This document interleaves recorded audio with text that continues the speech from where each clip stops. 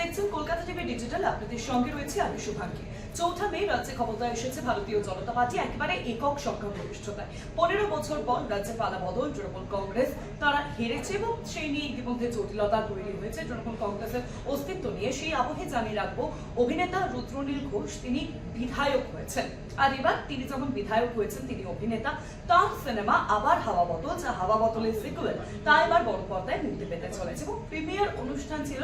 সেই প্রিমিয়ার অনুষ্ঠানেই এক অন্যরকম ছবি উঠে এলো, তা জানাবো আপনাদেরকে। রাজ্যের রাজনৈতিক হাওয়া বদলের আবহে শেষমেশ নিজের সিনেমা আবার হাওয়া বদলকে প্রেক্ষাগৃহে এবার মুক্তি দিতে চলেছেন। প্রেক্ষাগৃহে মুক্তি দিতে সক্ষম হয়েছেন রুদ্রনীল ঘোষ। ২৬শে বিধানসভা নির্বাচনে সবুজ শিবপুর থেকে জিতেই তিনি সম্প্রতি বিধায়ক হয়েছেন। তারপর থেকেই সিনে ইন্ডাস্ট্রির কর্মসংস্কৃতির উন্নয়নের অ্যাকশনে নেমে পড়েছেন নেতা অভিনেতা। শনিবার হাজির ছিলেন আবার হাওয়া বদলের প্রিমিয়ারে। সেখানে অভিনেতা রুদ্রনীলের প্রশংসায় পঞ্চমুখ একেবারে মুনমুন সেন। হাওয়া বদল আমরা দেখেছি যে একেবারে বিপুল জনপ্রিয়তা পেয়েছিল আবার হাওয়া বদল সিকুয়েল, এবং সেখানে নায়িকা রয়েছেন রাইমা সেন। সেই প্রেক্ষাতেই মেয়ের ছবি দেখতে প্রিমিয়ারে উপস্থিত হয়েছিলেন মুনমুন।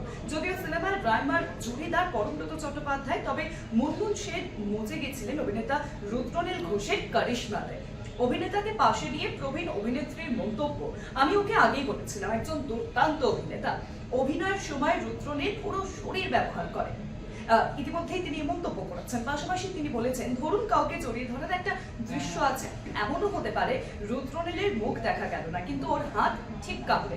পাশেই দাঁড়িয়ে থাকা পুত্র সহ অভিনেতাকে ছড়িয়ে ধরে মুনমুনের সংযোজন। রুদ্রনীল যখন গান গাওয়া দৃশ্যে অভিনয় করে ওর গলার শিরাও ফুলে ওঠে।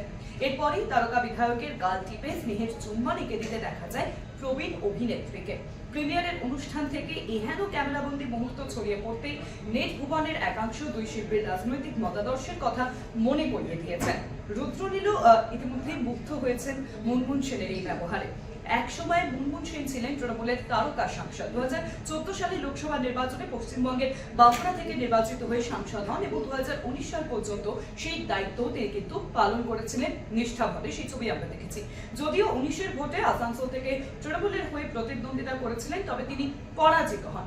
তারপর থেকেই সেভাবে সক্রিয় রাজনীতিতে আর অংশগ্রহণ করেননি মুনমুন সেন। এবার বিজেপি বিধায়ক রুদ্রনীল ঘোষকে আলিঙ্গন করে প্রশংসায় পঞ্চমুখ হতেই নেতৃত্বের মত, স্নেহ আসলে রাজনীতির গণ্ডি মানে না এই ছবি। এবং আমরা যে বলি একেবারে যে অভিনেতা অভিনেত্রী তারা এক অন্য জগতের মানুষ, এবং এই বিষয়টি আরো যেন স্পষ্ট হয়ে উঠছে।